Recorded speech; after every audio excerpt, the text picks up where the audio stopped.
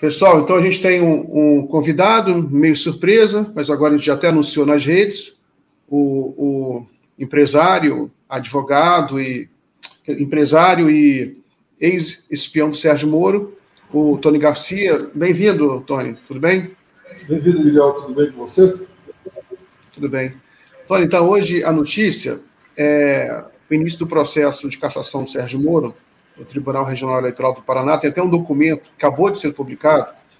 O nosso amigo no Paraná, o jornalista Ismael Moraes, ele está analisando. A gente deu até um tempo para ele analisar, porque saiu agora. Eu vou colocar de volta ele aqui na tela. Ele vai fazer a análise, depois eu te passo a palavra para você fazer o seu comentário. Vamos lá, Ismael.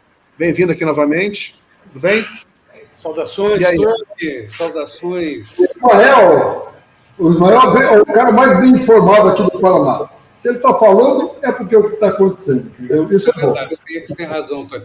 Bonita a sua camisa. Você gostou, Fernandinho? Bonita a sua camisa, Fernandinho. Eu quero dizer o seguinte, eu vi aqui, foi uma decisão administrativa do desembargador D'Artagnan Serpa-Sá, do TRE do Paraná, que basicamente ele define os prazos e as datas para ouvir as testemunhas. Mas o interessante é que ele deflagrou o julgamento do Sérgio Moro, é a primeira coisa. E segundo, o seguinte, ele atendeu ao pedido do Moro para ouvi-lo pessoalmente.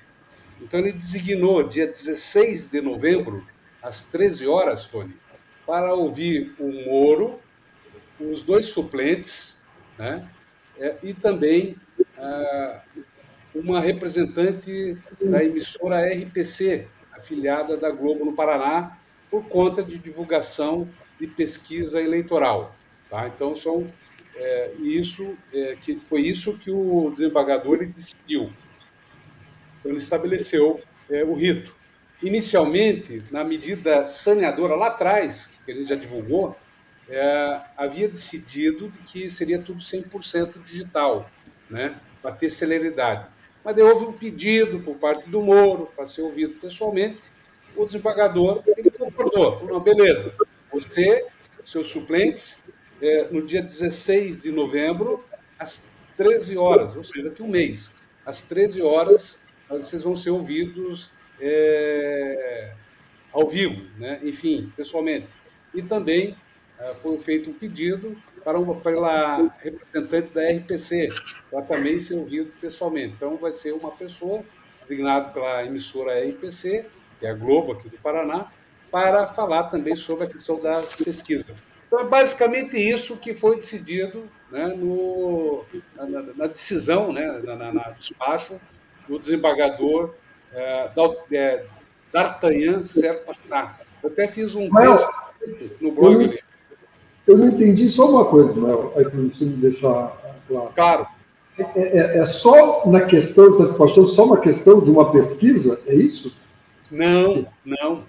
É sobre o processo de Caixa 2 e também de abuso de poder econômico. É sobre esse processo relativo às duas ações do PT e do PL, que pedem a cassação do Moro. É o processo de cassação. Só que para o julgamento efetivo, tem esse processo de ouvir as testemunhas arroladas. E era para ser 100% digital. No entanto, o Moro pediu para que fosse ouvido pessoalmente. E o desembargador concordou. Mas é fato que ele já deu início ao processo de julgamento. E daí, como tem prazos, né, até no máximo dia 27 de novembro, estou imaginando, comece um julgamento efetivo em plenário. É como eu estou imaginando. Mas, na sequência, eu vou consultar mais pessoas e vou estudar ali o regimento para dizer claramente o prazo. Mas, definitivamente, Tony, começa a ser julgado. Isso quer dizer que, caso ele seja condenado ou absolvido em recurso ao STF, da parte perdedora ou vencedora, ou seja, ou do réu ou do acusador, que é o PGR, o recurso sobe ao TSE. Até junho, o TSE continua sob a presidência do Alexandre de Moraes. Então, por isso, foi importante ter deflagrado esse processo de julgamento. Porque... Ismael, o julgamento do plenário é virtual ou é só a só virtual? Vai ser virtual ou só a presença do Sérgio Moro para ser ouvido que vai ser presencial? O plenário do TRE, lá no julgamento, vai ser presencial. Vai ser presencial, não vai ser digital. Não, vai ser... não. É só nessa fase das oitivas, tá? Então, são 7 juízes. Eu posso dizer rapidamente quem serão os julgadores lá no julgamento presencial. O desembargador Ayrton Manuel Coimbra Moura, que é o presidente do TRE, o desembargador D'Artagnan Serra Passar, que é o corregedor, né, que despachou hoje, o doutor Anderson Ricardo Fogaça, que é juiz de direito, o Guilherme Frederico Hernandes Denis, né? E daí vem o Tiago Paiva Santos e o doutor Júlio Jacob Júnior, a desembargadora Cláudia Cristina Cristofani, que é juíza federal, né? Então são esses aqui 7 que vão julgar o Sérgio Moro, né, nessa data aí que vai ser definida ainda, né? Mas provavelmente lá para novembro, 27 de novembro. O Moro ele vai ser ouvido dia 16 de novembro, presencialmente. Ficou claro aí ou não? Agora sim. Não, está claro. Eu publiquei ali no meu site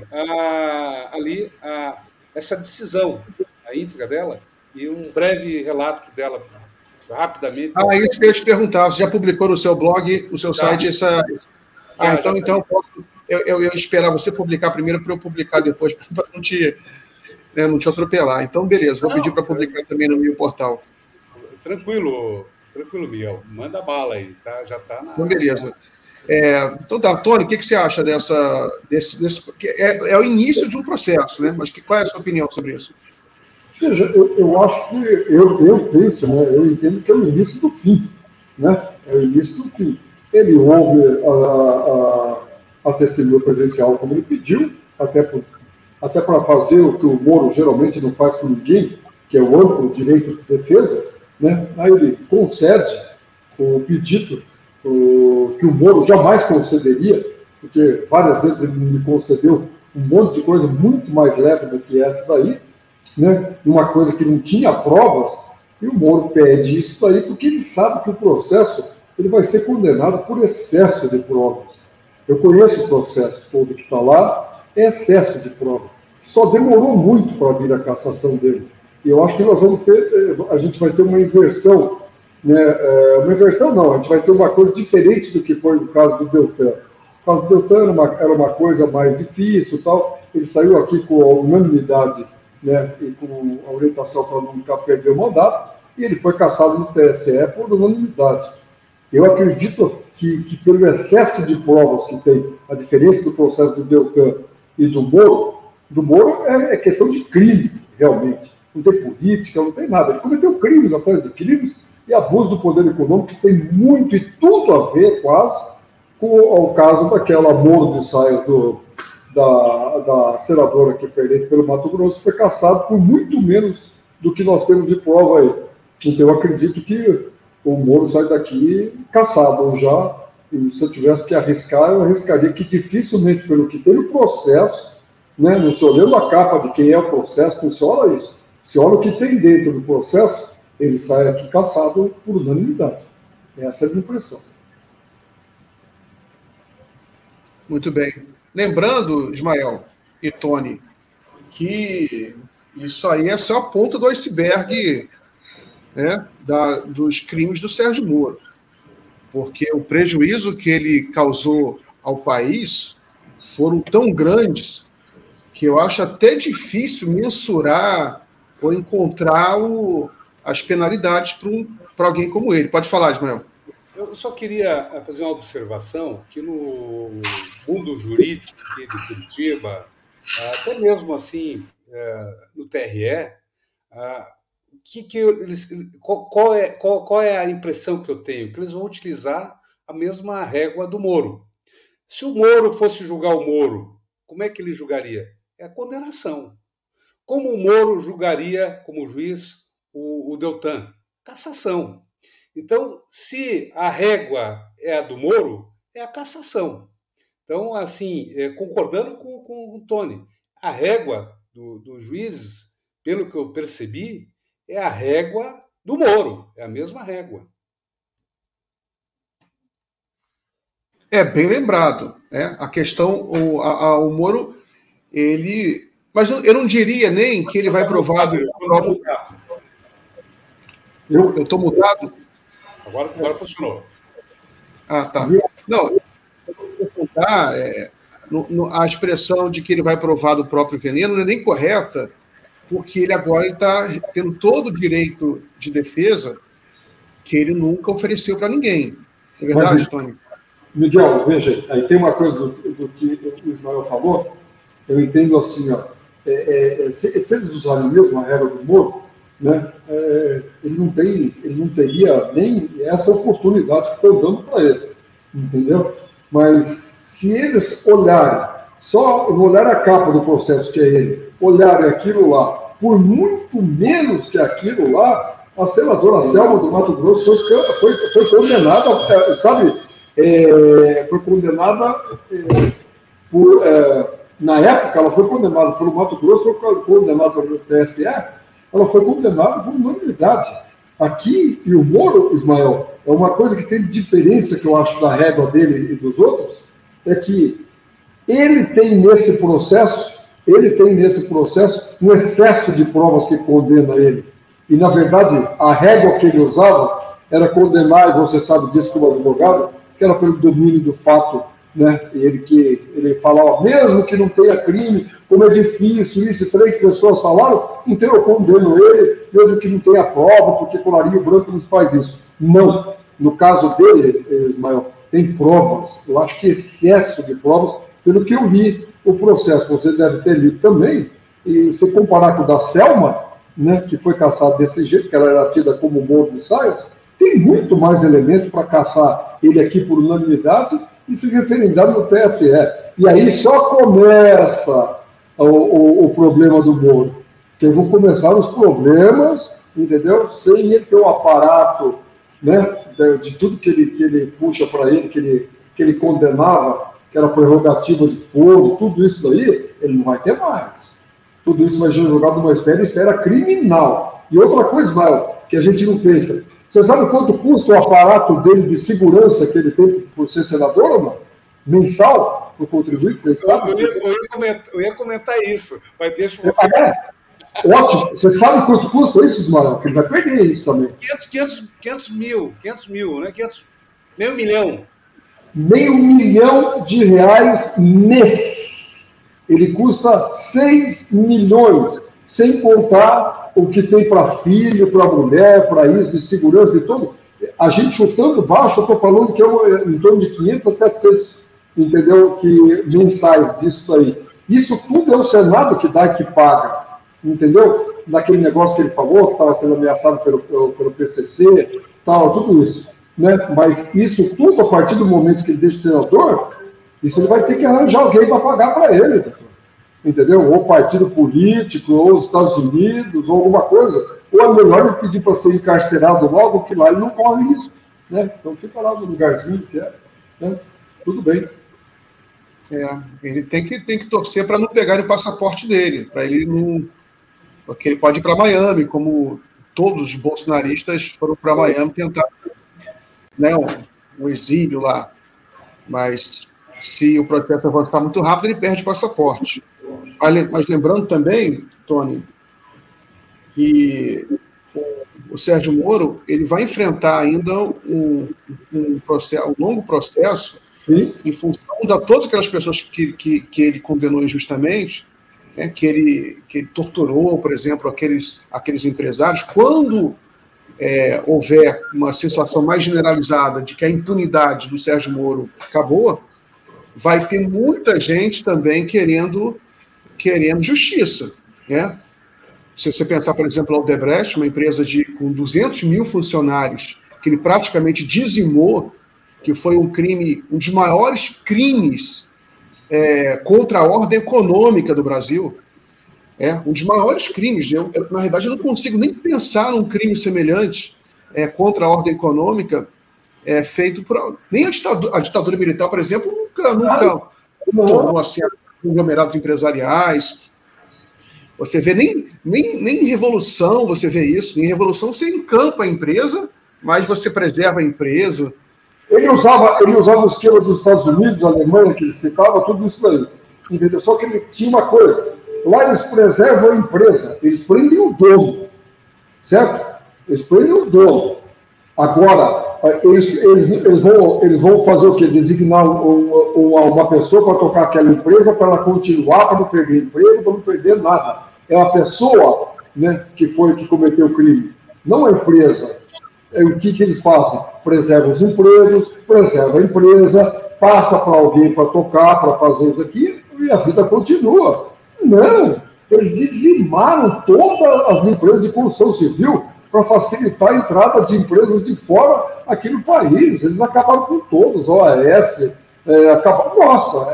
a Odebrecht, todas elas. Eles dizimaram. E junto com isso, eles botaram na rua quantos milhões de empregos nós perdemos. Isso é crime de lesa pátria. É pior que tudo.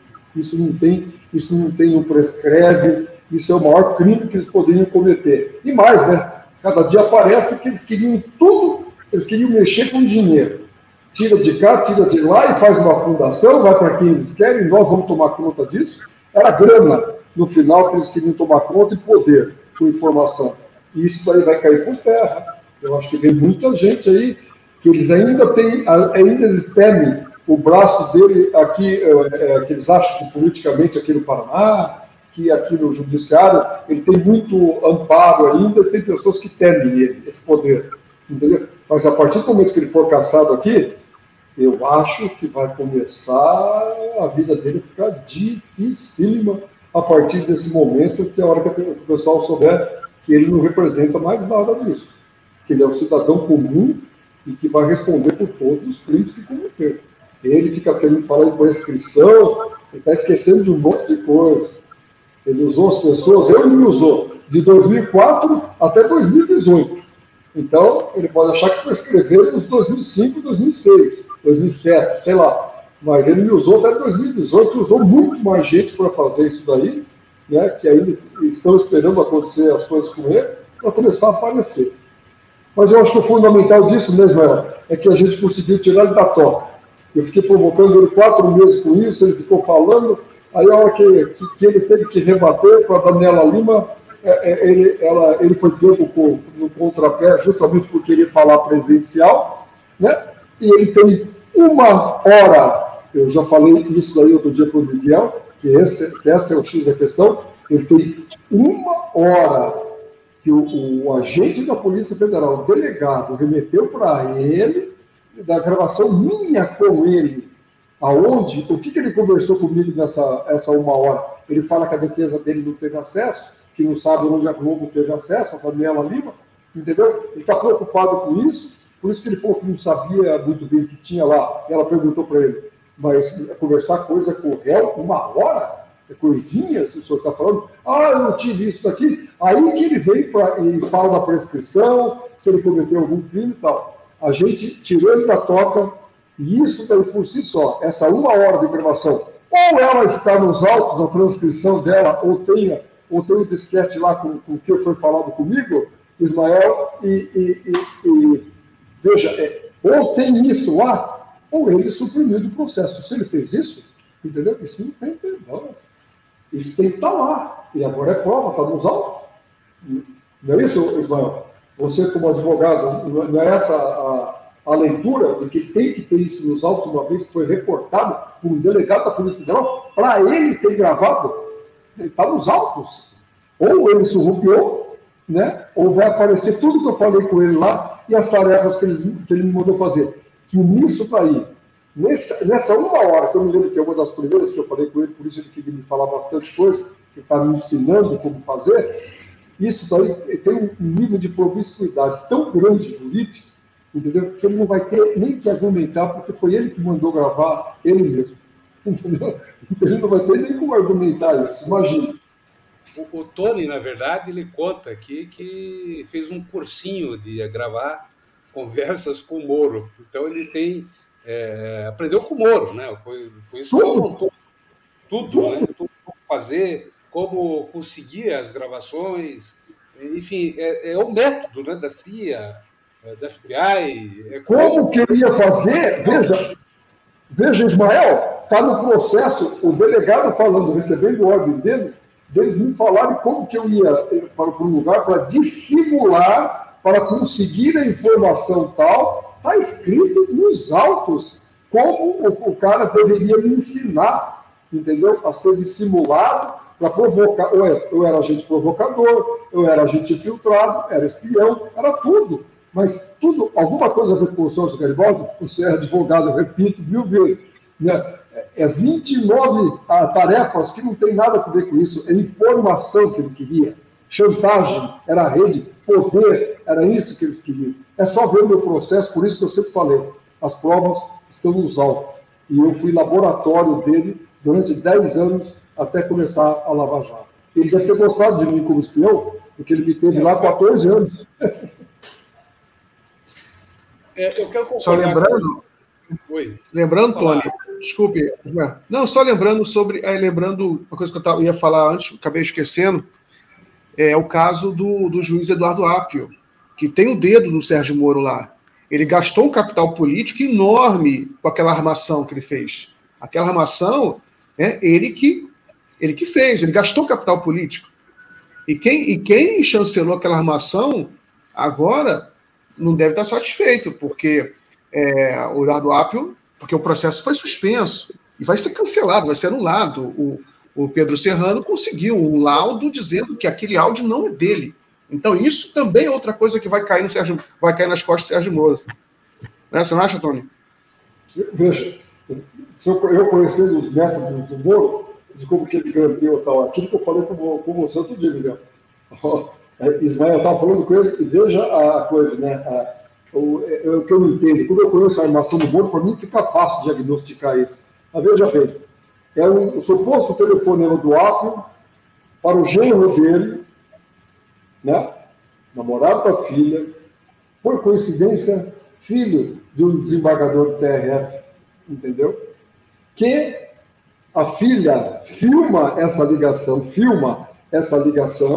o Moro assume, fala que ele pegou aquilo e mandou para lá. Antes disso, tem um amigo comum nosso, que eu não vou declinar o nome, o Ismael sabe quem é, recebeu um recado para avisar o Apio para não fazer e prosseguir aquilo lá, que eles tinham uma coisa que eles iam entrar contra ele. E o Apio continuou e deu sequência. A hora que ele mandou o meu acordo para Brasília, ele fez aquilo. Por quê? Porque ele queria que a Gabriela Hart voltasse e decidisse minha coisa, e isso não aparecesse nunca. Era um sigilo eterno. O que aconteceu? Ele já tinha a gravação, né, Tony? Ele já tinha, né? Ele já tinha a gravação, né? Ele já tinha. Claro! Claro que ele já tinha! Ele já tinha feito. Então, veja, esse tipo de coisa, como ele faz, eu conheço os métodos dele. Né? Ele cria uma coisa, manda para uma pessoa de lá, que vai referendar o que ele falou, ele mesmo dá uma entrevista falando que foi ele que mandou. Cai na mão do pai do genro dele, que dá uma liminar e afasta sumariamente um juiz. Eu nunca vi isso na história, uma brutalidade dessa. Na história aqui do Paraná, jurídica do Paraná, eu nunca vi. Eu acho uma brutalidade. Agora, vamos ver o que vai acontecer nisso daí também, né? Eu acho que o doutorado que me deu a condição de eu fazer o que eu estou fazendo. Tirou um sigilo eterno que está parecendo toda essa podridão aí, que todo mundo falava que não tinha prova, que não tinha nada, eu tenho tudo nos autos. E isso por si só, né, vai ser... A hora que tudo vier à tona aí vocês vão ver. Tem muita tarefa aí que a gente precisa buscar aqui no físico, ali que a gente tem, e tem uma coisa nisso tudo que a gente precisa cavocar, que tem uma coisa importantíssima nisso. Eu estava conversando hoje com uma pessoa amiga de vocês, que é a delação do Sérgio Costa. Eu levei ele, através do advogado do Rolf, que você conhece, né, o Rolf, doutor Rolf, que foi secretário de segurança aqui, né? E ele é advogado do Sérgio Costa. Eu levei ele, porque o Moro pediu para mim, eu tenho visto na gravação também, nessa 1 hora que ele tem comigo lá, eu levei ao Ministério Público e ele levou o Sérgio para fazer o acordo. E o Sérgio fez o acordo de delação, e o que eles queriam? Eles queriam 190 e poucas horas que teriam falado, o Rolf teria falado, de gravação que o Sérgio Costa tinha dos desembargadores do TRF4, e eles queriam isso daí, e não só da festa da cueca, negócio de propina, isso daí que eu tenho uma conversa, inclusive, o Januário e o Carlos Fernando falando para mim, que eles não queriam abrir mão daquilo. Eles foram para o Chile fazer esse acordo com o Sérgio Costa, fizeram o acordo com o Sérgio Costa. Há aí uma coisa que a gente não conseguiu acesso ainda até agora, porque igual eu não consegui nem do meu acordo, a gente não está conseguindo isso, mas eu acho que a gente fez, acho que um pedido para o STF, os advogados fizeram um pedido para que isso venha à tona, porque fui eu que levei essa pessoa. E essa pessoa pode ter feito esse acordo com um monte de benesses, inclusive de mudar o nome, de fazer tudo e viver no Canadá, que eles conseguiram para essa pessoa, a troco de quê? A gente precisa ter que saber se essa coisa foi dos desembargadores de lá, fora a festa da cueca, que eram só os libertou. E essa delação pode ter a maior caixa preta de toda essa história. Muito bem. Pessoal, eu vou terminar aqui. Pode falar. Deixa eu só lembrar aqui que esse caso do Apio, do juiz Eduardo Apio, que foi afastado da 13ª Vara Federal de Curitiba, em 22 de maio, vai ter uma reunião de conciliação no dia 18, daqui uma semana, em Brasília, lá com o Luiz Felipe Salomão, TRF4, e o Apio. Vão tentar fazer um acordo, né? Não sei que tipo de conciliação é possível, né? A meu ver, é igual conciliar a penicilina com a bactéria, né? É bem difícil. Então, de qualquer forma, é isso que eles estão divulgando por aí, o CNJ, que vai tentar uma conciliação do TRF4 com... Não sei exatamente o que eles estão sugerindo, mas daqui uma semana. Não, mas de conciliação é essa? Eu não consigo. Eu, pelo menos juridicamente, eu não consigo ver conciliação. Não, eu acho que uma conciliação nesses termos é uma traição à pátria. Ismael, é claro que eles vão tentar fazer o seguinte: uma mordaça no Eduardo Apio. A gente reintegra você, mas você sai do caso. Você não fala mais em Lava Jato. Eles vão oferecer isso, né? Para tentar salvar. Uma vara para cuidar de capivara, pode ser? Exato. Só que o Eduardo Apio não vai aceitar isso. Aqui em Curitiba tem muito capivara ali no Parque Barigui. De repente criou uma vara para cuidar das capivaras ali do Parque Barigui. Pode ser? Só que o Eduardo Apio, a gente conhece já, pelo que ele já se tornou pessoa pública, a gente conhece ele. Ele é um cara extremamente corajoso, ele é um cara muito honesto, um juiz muito íntegro, agora corajoso, né? Então ele tem uma missão como juiz. Ele é o juiz desse caso, ele começou esse caso, ele quer levar esse caso até o fim, então, e vai vir com mais. Eu não vou nem usar a expressão faca nos dentes, que pode parecer uma coisa de revanche, que não é o caso do Eduardo Apio, mas ele vai vir com força, né? Se simplesmente ele voltar para a vara, e ele não precisa vir nem com a faca nos dentes, nada disso. Eu não conheço o doutor Apio, eu não conheço nada, mas sou grato a ele, como já falei, por tudo. Só ele pegar meu processo e deixar eu ver isso daí, que eu jamais tive acesso a um processo que teria sigilo eterno, né? E o Sérgio Moro desmentiu a minha fala para a Daniela Lima. Ela falou assim: mas como? O senhor escreveu aqui, sigilo absoluto, né? Era para sempre. Meus advogados falaram: a gente não consegue, sigilo absoluto nós, então nós temos um acordo que a gente não pode pedir, entendeu? Então, se ele voltar para cá, e se ele só tirar os esqueletinhos que ele começou e tiver uma estrutura na 13ª Vara, ele pegar, tirar isso e remetendo tudo para onde que tem que remeter, já seria um serviço para a democracia brasileira, sabe, para a justiça brasileira, que não teria como se pagar ao doutorado. É o que eu entendo. Não se pode ser de outra maneira. Ô, Tony, no direito tem um ditado que é o seguinte, que a luz do sol é o melhor desinfetante. É isso, você tem acesso à luz, aos processos, né? É isso aí. A luz do sol, doutor, tira o mofo de tudo, né? O meu negócio estava almofado lá, 19 anos estava almofado. Imagine vocês. Veja, eu, réu, condenado, não pude recorrer, eu não pude pedir. Eu fiquei sabendo pela imprensa que tinha 1 hora de gravações relatada para ele, que deveria ser entregue para ele, pelo delegado federal, que não estava concordando da maneira que estavam fazendo os grampos continuados, e ele vivia esquentando, correndo atrás para tentar esquentar os grampos. Sabe? Eu não tinha isso, fiquei sabendo 1 mês atrás pela imprensa. Vocês imaginem, né? E ele está agora pedindo para ser ouvido presencial.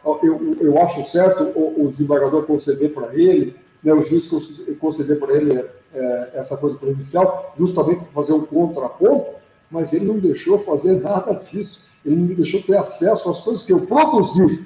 Só para vocês terem ideia, eu não sei agora que eu estou vendo alguma coisa que está aparecendo.